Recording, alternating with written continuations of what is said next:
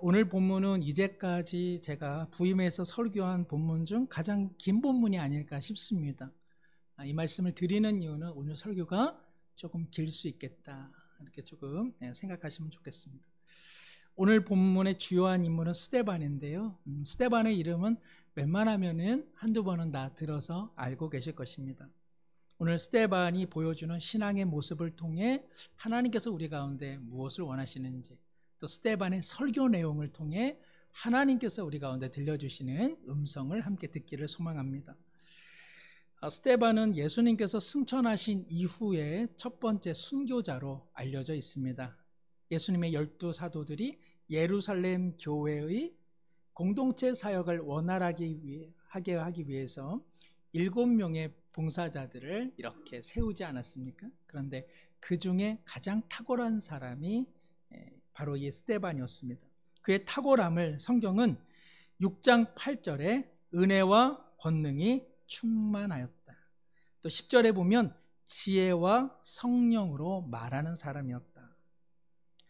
신약 성경에 지혜가 충만, 은혜가 충만, 믿음과 성령 그리고 능력이 충만했다, 이렇게 칭찬 일색인 사람이 많지가 않습니다.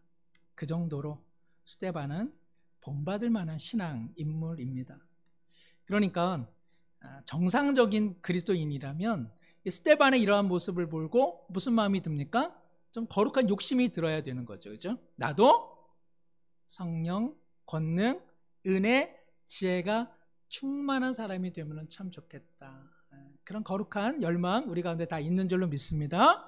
그런데 이게 이러한 은혜가 내게도 있으면 좋겠다, 좋겠다, 좋겠다.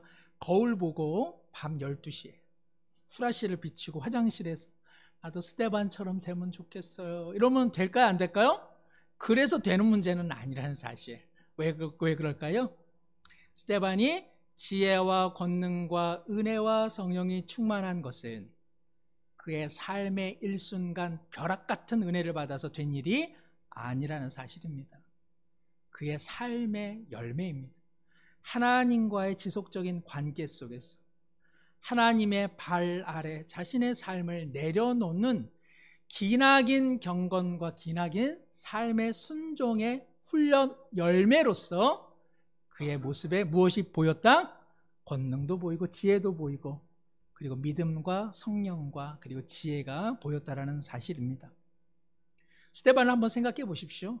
날 때부터 그런 사람이었겠습니까? 성경에 우두커니 갑자기 스데반하고 이름이 나오니까 우리는 어떤 생각을 갖습니까? 스데반 그냥 원래부터 이런 사람이었나 보다. 그렇지 않습니다. 스데반도 헬라파 유대인, 그래서 자기의 그 나라를 떠나서 이곳저곳 다니다가 6월절 오순절에 이 고국으로 돌아온 것이죠. 그러다가 12사도들의 복음을 듣습니다. 아하, 예수 그리스도, 내가 그분을 구주로 모셔야겠다. 그리고 예루살렘 공동체에 그가 들어가게 되는 것이죠. 거기서 다시 복음을 듣습니다. 정한 예배의 시간에 나가 하나님의 말씀을 마음에 새깁니다. 기도하는 자리 가운데 그가 나가 하나님 앞에 기도하기 시작합니다. 한두 가지 그도 그 공동체에서 섬기고 봉사하고 그리고 일을 하기 시작합니다. 그러한 삶의 순간 속에서 스데반은 어떠한 경험을 했겠습니까? 내가 죄인이구나. 하나님의 사랑은 큰데 내가 하나님의 뜻대로 살아내지 못하는 나는 참 어찌할 수 없는 인간이구나. 그런데 그의 은혜가, 하나님의 은혜가 그의 절망을 이겨나가기 시작하는 것을 그가 경험하는 것이죠. 하나님의 은총이 그의 죄악보다 큰 은총임을 그가 절감하게 되지 않았겠습니까? 그렇게 그는 하나님의 발 아래, 하나님의 말씀 아래 자신의 욕망과 자신의 마음을 내려놓기 시작하면서 그는 어느새 하나님의 진정한 사람으로 변화되기 시작한 것이죠.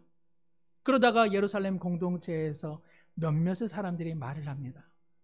저 스데반 은혜가 충만하고 지혜가 충만한 사람인 것 같다. 저 스데반이라는 사람 성령이 충만하고 그리고 하나님의 권능을 의지하며 살아가는 사람 아니야? 바로 그 모습을 오늘 성경은 기록하고 있는 것입니다. 사랑하는 성도 여러분, 지혜와 권능으로 사는 사람, 그리고 성령을 의지하며 하나님의 은혜로 살아가는 것은 별안간 일순간 일어나는 일이 절대로 아닙니다. 누가 갑자기 지혜가 충만하고 누가 갑자기 권능이 충만하면 그 사람은 반드시 갑자기 식습니다. 그리고 그러한 사람들의 태반은 신앙과 인격이 일치하지 못하여 많은 곳에 분란을 일으킬 뿐입니다. 가랑비에 옷이 젖는 것이 하나님의 은혜입니다. 한 사람을 별안간 변화시킬 수 있음에도 불구하고 하나님은 그렇게 하지 않으시고 자신의 노력과 자신의 수고를 우리의 시공간 속에 스스로 들이시면서 빚어가시고 그것이 하나님의 기적인 줄로 믿습니다. 사랑하는 성도 여러분, 우리 모두 스데반을 닮읍시다. 그러나 스데반을 닮는 일은 별안간 갑자기 이루어지는 일이 아니라 우리의 시간과 공간 속에 무수한 깨어짐과 무수한 빚어짐의 시간 속에 그렇게 하나님의 은혜의 발 아래 우리 자신을 내려놓으면 우리도 어느샌가는 지혜가, 은혜가, 하나님의 권능과 성령으로 충만해져감을 우리 모두 또 주변인들도 알게 될 줄로 믿습니다. 우리가 교회를 제가 처치, 영어로 처치라고 하는데 교회라고 하는 이 처치라고 하는 이 뜻은 라틴어인 퀴리오스, 주님은 나의 주인이십니다라고 하는 이 말에서 왔다고 일전에 한번 말씀을 드렸습니다. 그러니까는 교회를 다닌다라고 하는 것은 무슨 뜻입니까? 예수님이 나의 주인 되시고 그래서 나는 내 삶을 나의 주가 되시는 주님의 발 아래 놓겠습니다라고 하는 각오요 결단의 표시입니다. 세상 사람들은 앞에 그냥 교회 다니니까 그냥 주일에 예배드리러 가나 보다 이럴지는 못할지라도 이렇게 생각할런지는 몰라도 우리 스스로는 어떠한 발걸음으로 교회에 오셔야 합니까? 주일에 오실 때마다 내가 교회 갈 때마다 교회는 예수 그리스도의 구주 되심을 고백하며 그분의 발 아래 내 삶을 내려놓아야지. 이 마음으로 우리가 교회 생활을 하고 있는 것이죠. 예수님께서는 주인으로서 우리가 정말 성령 충만하고 하나님의 지혜, 하나님의 은혜, 그리고 하나님의 능력을 의지하며 살아가기를 정말로 원하고 계십니다. 신앙생활 하면서 그냥 예배 생활만 하시면 안 됩니다. 신앙생활 하시면서 그냥 주일 예배만 지키는 것 이래서는 안 됩니다. 그것은 외로운 삶이고요. 그것은 고독한 신앙생활입니다. 하나님께서 오늘 우리 가운데 지혜와 은혜와 그리고 권능과 성령 충만의 손을 내밀어주고 계시기 때문입니다. 이번에 폭우로 인해서 반지하에 사는 단란한 어느 가족이 안타까운 삶을 마감한 것, 우리에게 참 슬픔이고 또 그 어머니에게는 말할 수 없는 비통함이었을 것입니다. 그나마 또 다른 반지하의 가옥 구조 속에서 어떤 한 청년이 주변에 있는 이웃들의 도움을 통해서 구조받은 사실을 아마 아실 것입니다. 어느 순간 갑작스레 물이 차오르고 수압으로 인해서 현관문은 열리지 않습니다. 반지하에 조그맣게 나 있는 창문, 그러나 그것은 방범 창살과 또 창문으로 굳게 닫혀져 있습니다. 아마도 누가 지금 위험한 순간에 있겠다 직감한 이웃 사람들이 그곳에 오게 된 것이죠. 그래서 한 분은 그 어두운 곳을 수영을 해서 상황을 살펴봅니다. 또 한 분은 도구와 그리고 소화기를 들고 방범 창살과 그리고 그 창문을 깨버립니다. 그 와중에 자신의 손이 다쳤는데도 그것을 아랑곳하지 않고 불빛을 비추면서 힘을 내라고 이 손을 잡으라고 그러면 살 수 있다고 끊임없이 29살의 청년에게 손을 내밀었습니다. 그리고 그 청년이 손을 내밀어 잡는 순간 모두가 박수를 치며 살았다 환호하였습니다. 사랑하는 성도 여러분, 하나님께서 우리에게 손을 내미십니다. 이 손을 붙잡아야 된다. 너의 힘이 아니라 나의 능력으로 살아야 된다. 너의 지혜가 아니라 나의 지혜로만 살 수 있다. 너의 힘이 아니라 나의 은혜로 살아야 된다. 너의 헛된 것으로 살지 말고 성령의 손을 붙잡으라고 오늘 우리에게 손을 내미시는데, 삶의 길 모퉁이마다, 어두운 인생의 모든 골목마다 우리에게 손 내밀어 주시는 우리 하나님의 손 와락 붙잡고 살아나가는 우리 모든 성도님들 되시기를 축복합니다. 스데반의 이름은요, 왕관, 면류관이라는 뜻을 갖고 있습니다. 우리가 아마 스데반의 인생을 잘 아시기 때문에 부모님이 참 이름 잘 지었다, 그런 생각이 드시죠? 예. 예전에 어느 TV에서 나온 몇몇 분들의 이름, 그 인생이 그 이름대로 살았다는 것이죠. 박격포라고 하는 분이 있는데요, 이분은 지금 군인 상사입니다. 박격포 상사. 좀 이름이 좋죠. 또 어떤 분은요, 아버님이 그 신앙인이세요. 그래서 이렇게 자녀들 이름에 성이 임인데 그 믿을 신자를 우리는 항상 다 넣어야 된다. 그래서 임신복 이렇게 이름을 졌습니다.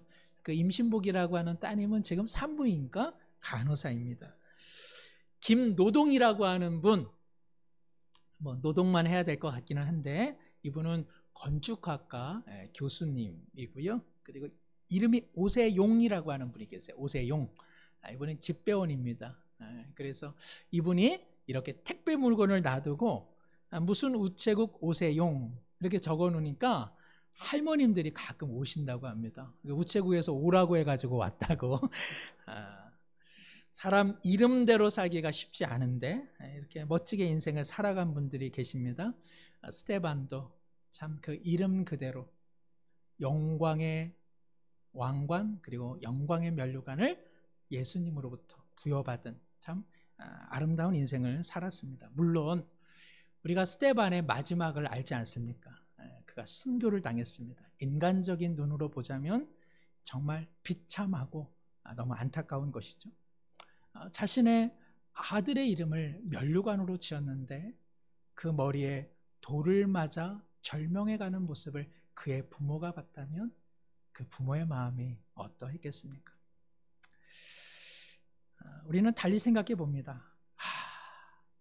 스데반이 그 위기의 순간을 조금만 자신의 믿음을 약화시켜서 그 순간만 넘어갔다면 그의 남은 삶은 더 하나님을 위해 멋지게 사용되지 않았을까? 하나님께서 바로 그 순간 스데반 됐어 하고 그 종교 권력 지도자들의 참으로 그 폭력을 막아내 주기만 했다면 우리는 스데반에 대한 많은 이야기들을 더욱 모범으로 살면서 지내지 않았겠습니까? 그런데 하나님은 어떻게 하셨습니까? 하나님께서는 스데반 여기까지야. 그래서 하나님께서는 스데반의 이야기가 성경에 더 기록되지 않도록 그의 목숨을 중단시키셨습니다. 종교 권력자들과 그들을 따르던 자들이 무참히 돌을 던질 때에 하나님께서는 스데반을 고생했어, 이제는 내 품으로 오자, 이렇게 그를 부르셨습니다. 참 어려운 이야기입니다. 은혜가 충만하고 권능과 능력과 믿음과 성령이 충만한 사람이라 정말 초대교회에 눈부신 사역을 할 만한 신앙의 인재였는데 하나님께서는 거기까지 하고 그를 불러내셨습니다. 우리 모두는 하나님이 하시는 일에 대해 부분적으로만 알 뿐입니다. 사랑하는 성도 여러분, 성경을 100번 읽으셔도 성경에 나타난 하나님에 대해서만 아는 것이지 하나님의 전부에 대해서 우리는 아는 것이 아닙니다. 또 설령 성경을 읽어 하나님의 뜻을 안다 할지라도 그것에 대한 지식은 하나님에 대한 지식의 극히 일부만을 아는 것입니다. 그래서 하나님을 아는 사람들은 더 겸손하고 그 겸손한 사람들은 하나님에 대해 잘 모르겠다고 이야기합니다. 그러나 하나님에 대해 조금 아는 사람들은 오히려 하나님에 대해 많이 아는 것처럼 부풀려서 말하는 것입니다. 그럼에도 불구하고 우리는 중요한 사실 하나 알 수 있는데 하나님께서 스데반을 통해서 하시고자 하는 일은 완벽하게 다 이루어졌다는 사실입니다. 천추의 한이라는 말이 있죠. 천추의 한. 이 천자는 이제 천년, 이 추자는 가을 추자입니다. 1000번의 가을이 지날 정도로, 1000년의 세월이 지날 정도로 내 마음에 풀리지 않는 한, 그것이 천추의 한입니다. 그의 부모에게는 스데반의 죽음이 어찌 보면 천추의 한처럼 느껴졌는지는 모르지만, 그러나 하나님 나라에 있어서는 천추의 한이 없습니다. 하나님께서 계획하시고 이루시는 모든 일은 우리 눈에는 천추의 한과 같을지라도 하나님께서는 그 일을 통해서도 자신의 선한 뜻을 이뤄내시는 줄로 믿습니다. 로마서 8장에 바울 사도는 하나님은 그 모든 것을 합하여 무엇을 이루신다? 선을 이루시고 하나님이 계획하신 생명의 역사를 다 이루기 때문입니다. 사랑하는 성도 여러분, 우리의 삶에도 당장의 고통이 있고 절망이 있고 헤아릴 수 없는 하나님의 일하심으로 인해서 때로는 낙심하는 것 사실입니다. 그러나 천추의 한이 되지는 않을 것입니다. 하나님께서 반드시 우리의 고난과 절망 속에서도 생명과 그리고 구원의 일들을 이뤄가시는 줄로 믿습니다. 하나님께서 스데반을 통해서 하시고자 한 일은요, 그의 설교였습니다.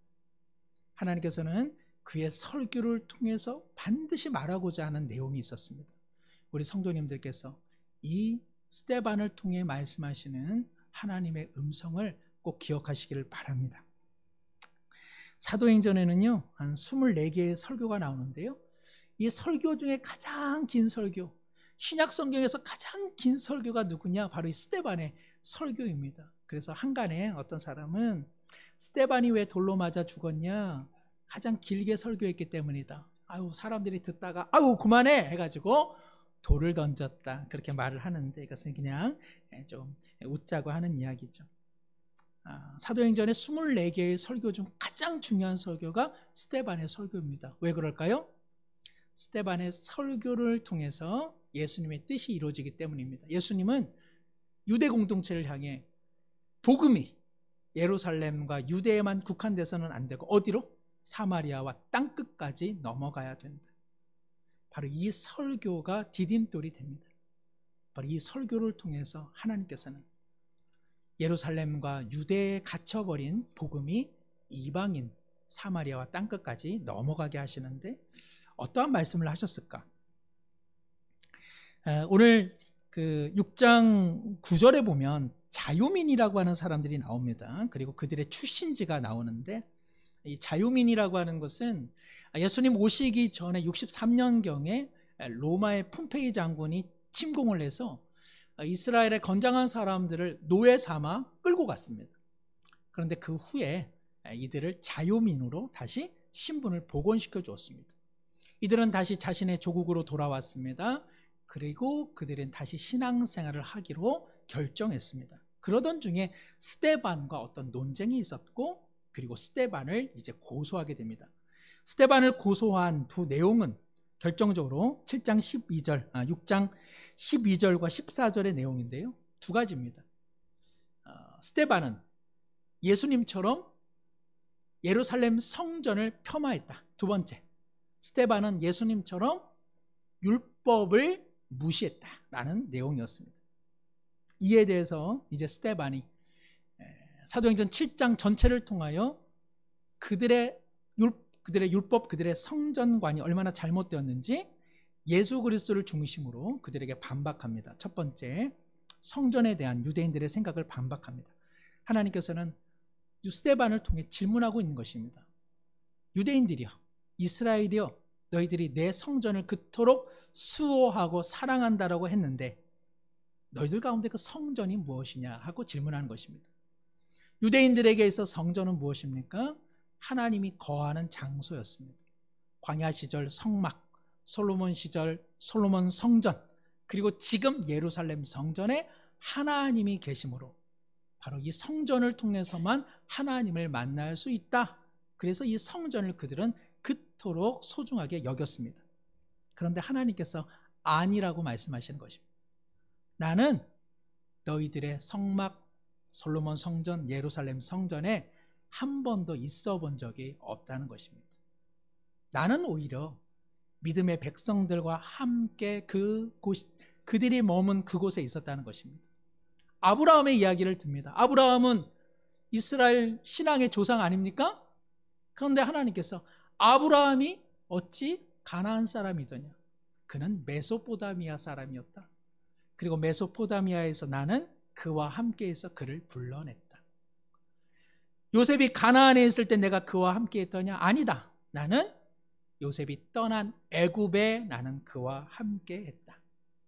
나는 모세에게 나타났을 때에 나는 모세가 미디안 광야에서 방황하는 바로 그 삶의 자리에 나는 거기에 있었다. 그래서 하나님께서 이렇게 말씀하십니다. 7장 47절 48절 솔로몬이 그를 위하여 집을 지었느니라. 그러나 지극히 높으신 이는 손으로 지은 곳에 계시지 아니하시나니. 하나님께서 말씀하십니다. 너희들이 마음을 다해 뜻을 다해 지었던 그 손으로 지은 곳에 나는 있지 않았다. 참된 성전은 바로 예수 그리스도다. 참된 성전인 예수 그리스도가 나와 만나는 자리이다.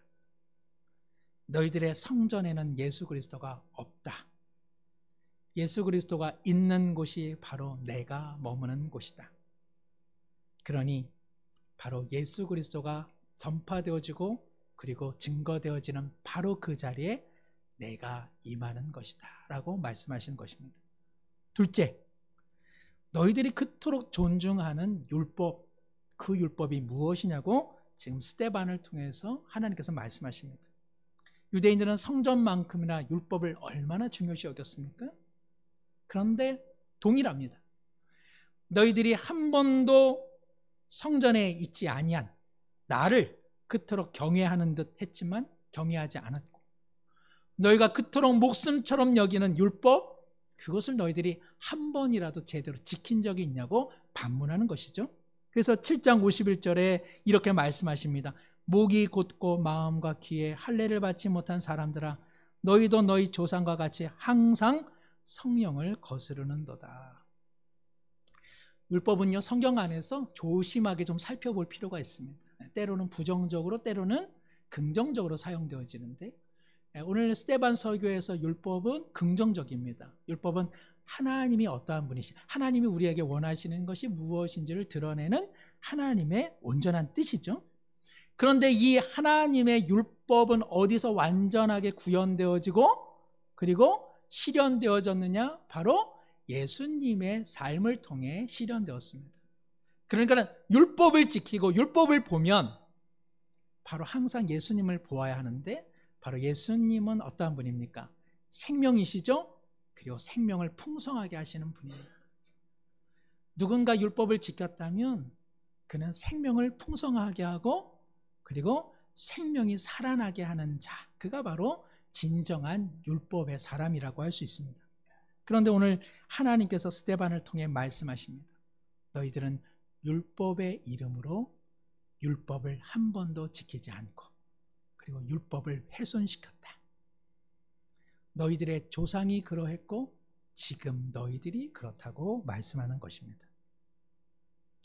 그토록 오랜 세월 믿음을 갖고 그리고 최선을 다해 성전을 수호했던 이스라엘을 향해, 그토록 불신앙적인 이방 사회 속에서도 하나님의 율법을 그토록 수호했던 이스라엘 백성을 향해 오늘 하나님께서 뭐라고 말씀하십니까? 너희 조상은 항상 성령을 거스렸고 그리고 너희도 항상 성령을 거스린다고 말씀하신 것입니다. 입장을 바꿔놓고 생각해 보면 이 얼마나 천추의 한이 되는 말씀입니까? 듣는 이스라엘 백성 입장에서는요, 진짜 한처럼 느껴지는 말이죠. 그래서 이들이 어떻게 반응합니까? 7장 54절, 그들이 이 말을 듣고 마음에 찔려 그를 향하여 이를 갈거늘. 57절, 그들이 큰 소리를 지르며 귀를 막고 일제히 스데반에게 달려들었다. 여기 마음에 찔렸다라고 하는 말은요, 양심의 가책을 받았다, 자신을 돌아봤다 이런 뜻이 아니라 헬라어로 조각조각 톱질하다 이런 뜻입니다. 마음에 찔렸다, 이 말이 사도행전 2장 37절에도 동일하게 나오거든요. 사도행전 2장 37절, 그들이 이 말을 듣고 마음에 찔려 베드로와 다른 사도들에게 물어 이르되 형제들아 우리가 어찌할꼬 하거늘. 베드로가 하나님의 예수님을 증거했는데 그들이 듣고 마음에 찔렸습니다. 우리나라 말은 같은데요, 실제로 헬라어는 다릅니다. 2장 37절에 마음에 찔렸다라는 말은요, 헬라어로 그 말씀에 관통될 때 그것을 받아낸다, 그런 뜻입니다. 그러니까는 베드로의 말씀을 들었을 때 거기 모인 사람들은 마음에 찔렸어요. 그리고 그 찔린 그대로 그 말씀을 그들은 받아들였습니다. 그래서 그들은 어떻게 반응했습니까? 2장 37절, 형제들아 우리가 어찌할꼬. 우리가 그러면 어떻게 해야 하나님의 구원을 받을 수 있겠습니까? 사도 베드로가 그들에게 회개를 요청하고 그리고 예수 그리스도를 구주로 영접하라고 이야기합니다. 그래서 3,000명이나 하나님의 자녀가 되는 놀라운 생명의 역사가 일어났습니다. 그러나 7장 54절에 마음에 찔린 이 사람들은 다르게 지금 반응합니다. 하나님의 말씀을 그들이 받아내질 않고, 이야, 우리가 그토록 사랑했던 성전에 대해서, 우리가 그토록 수호했던 율법에 대해 하나님께서 톱질을 하셔? 너가 뭔데 톱질을 해? 하면서 귀를 막고 그리고 손에 돌멩이를 지르고 큰 소리를 지르며 일제히 스데반에게 달려든 것입니다. 이것이 이들에게는 낯선 일이 아닙니다. 그들은 앞서도 예수님을 이와 같은 방식으로 죽였던 사람이요, 그들의 조상도 의인들과 선지자들을 죽였던 사람들이요, 그래서 하나님께서는 이들을 향해 너희는 항상 하나님의 이름으로 하나님의 나라를 회방했다고 말씀하신 것입니다. 성도 여러분, 하나님께서 이들을 책망하셨다면 오늘 우리도 책망하실 수 있지 않겠습니까? 그러면 하나님께서 오늘 우리에 대해 어떤 부분에 대해서 책망하시겠습니까? 유대인들이 책망받았던 성전 사랑은 오늘 우리에게 적용해 보자면 뭐가 되겠습니까? 잘못된 교회 사랑입니다. 유대인들이 책망받았던 율법에 대한 사랑, 바로 그것이 오늘 우리에게 무엇으로 적용될 수 있겠습니까? 교회 안에 익숙해진 형식과 전통에 대한 잘못된 사랑입니다. 교회를 아무리 사랑해도, 교회를 아무리 지켜와도 그 교회 사랑이 하나님과 예수님의 발 아래 위치하지 않으면 그 교회 사랑은 누구에게 책망을 받습니까? 하나님에게 반드시 책망을 받는 것입니다. 아무리 교회 사랑에 대한 지극한 자긍심과 우리 교회가 최고야 라고 한들 그 사랑이 예수 그리스도의 말씀 아래에 놓여지지 않으면 교회는 놀라운 우상이 되고 마는 것입니다. 교회에 익숙한 형식과 전통도 마찬가지입니다. 교회가 쌓아온 형식과 전통은 얼마나 소중한 자산입니까? 그러나 그것은 영원히 수호해야 될 가치도 진리도 아닙니다. 교회가 지켜야 할 진리와 가치는 오직 하나님의 말씀에 계시된 하나님의 마음과 그리고 예수님의 생명과 구원에 대한 내용뿐입니다. 아무리 훌륭한 형식과 전통이 있다 할지라도 그것이 하나님의 말씀, 예수님의 말씀, 하나님의 하시고자 하는 일 아래 놓여 있지 않으면 그것은 언제나 하나님 앞에 책망받는 구습에 불과한 것입니다. 우리 모두 개혁교회, 개혁교단에 속해 있기 때문에 우리가 가톨릭 교회에 대해서 반감을 가지고 있고 우리가 가톨릭 교회에 대해서 비판의식을 갖고 있습니다. 사랑하는 성도 여러분, 왜 가톨릭 교회가 비판을 받았습니까?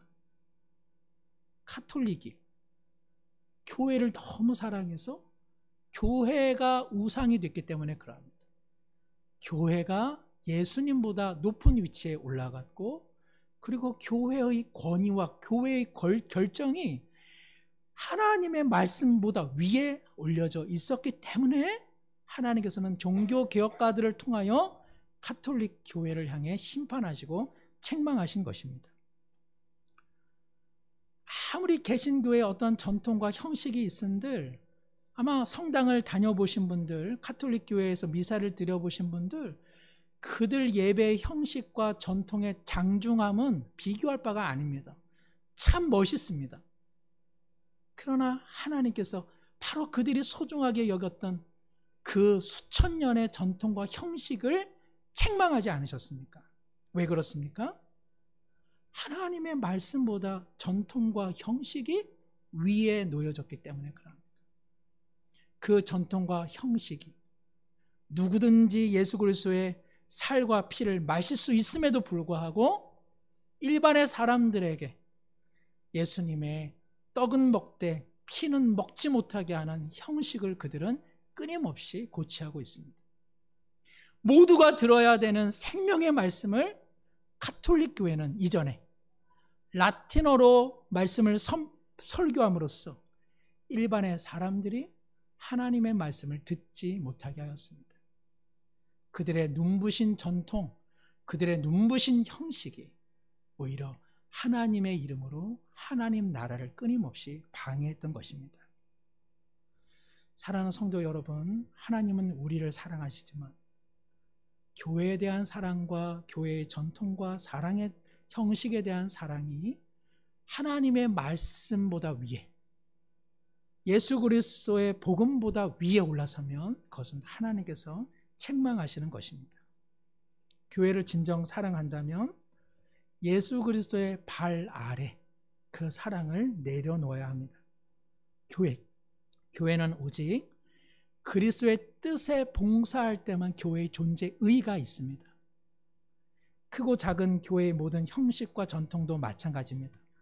그 전통과 형식은 하나님께서 하시는 일에 봉사할 때만 의미 있는 전통과 형식일 뿐, 그것이 내가 익숙하고 내가 좋은 것, 그것은 아무것도 아닙니다. 생명과 영혼을 살리는 일이라면 교회는 다 변화되어야 합니다. 이것이 바로 개혁교회의 가르침입니다. 하나님의 말씀 아래, 하나님의 말씀의 판단 아래 다 갱신되어지고 다 변화되어야 된다는 것이 우리 개혁교회가 가지고 있는 소중한 그야말로 아름다운 영적 자산입니다. 교회는 내 편한 곳, 내 익숙함을 추구하는 것이 아닙니다. 누군가 자라나도록 내 편함과 내 익숙함을 계속 포기하는 곳이 교회여야 합니다. 그 훈련과 그 연습을 주님 오실 그날까지 하겠노라 다짐하는 성도들이야말로 진짜 성도입니다. 진짜 교회를 사랑하는 이들입니다. 예수님과 스데반은 누구에게 죽임을 당했습니까? 소위 성전을 사랑하고 소위 율법을 사랑한다라고 하는 그들이 바로 예수님과 스데반을 죽였습니다.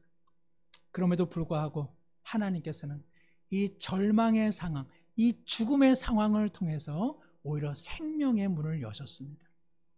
하나님의 복음은 이스라엘의 성전에 갇혀 있지 않았고, 그리고 예수 그리스도의 복음은 이스라엘의 잘못된 율법관에 갇혀 있지 않았습니다.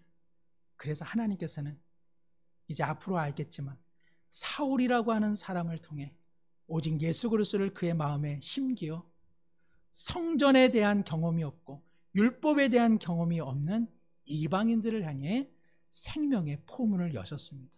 바로 이 일을 스데반의 설교와 그의 죽음을 통해 이뤄 가신 것입니다. 말씀을 맺습니다. 왜 하나님께서 스데반을 그토록 은혜와 권능과 성령과 지혜가 충만한 사람으로 오랫동안 빚으셨을까? 우리는 그 답을 알았습니다. 하나님께서 스데반을 통해서 하시고자 하는 그 일, 그것은 바로 하나님의 마음을 아는 것이었습니다. 잘못된 성전관, 잘못된 율법관이 아니라 진정 스데반이 예수님을 만나 그 예수님을 누군가에게 전해주는 귀한 도구로 그의 삶이 사라지기를 원했던 것입니다. 스데반은 그것을 보았습니다. 아무도 보지 못했지만 스데반은 바로 하나님의 보좌 우편에서 예수님이 벌떡 일어나 스데반의 그 삶에 대해 우리 예수님께서 야, 그거야. 잘했어, 스데반. 바로 그 모습을 스데반은 마지막 순간에 본 것이죠. 그의 삶의 첫 시작이 예수 그리스도의 은혜였는데 그의 마지막 가는 길도 예수님의 인정과 예수님의 칭찬이었습니다. 사랑하는 성도 여러분, 우리 신앙의 기준은 무엇입니까? 내 만족, 내 편의, 내 충족, 이것은 절대로 우리 신앙의 기준점이 돼서는 안 됩니다. 우리의 기준점은 단 하나입니다. 내가 말하고 내가 행하고 내가 사랑하고 내가 구축하고 내가 보호하는 바로 그것이 예수님이 보좌 우편에 일어나셔서 우와 그거야 그거 라고 하는 것이 기준점이 되어야 하는 것입니다. 그런 사람을 우리는 은혜가 충만하고 지혜가 충만하고 성령이 충만한 사람이라고 이야기하는 것이죠. 우리 사랑하는 모든 성도님들, 인생을 살아가시면서 교회를 사랑하시고 예수님을 사랑하시고 형식과 전통을 사랑하신다 할지라도 그 기준점이 보좌 우편에서 벌떡 일어나서 박수를 치며 바로 그거야. 내가 너를 통해 하고자 하는 일이 바로 그건데 그 일을 하고 있구나. 이것이 우리의 삶의 기준점이 되어서 사람의 전통과 형식에 묶여 일하지 않으시는 하나님의 생명의 증인으로 쓰임받는 스데반과 같은 멋진 인생들이 되기를 다시 한번 축복합니다. 기도합니다.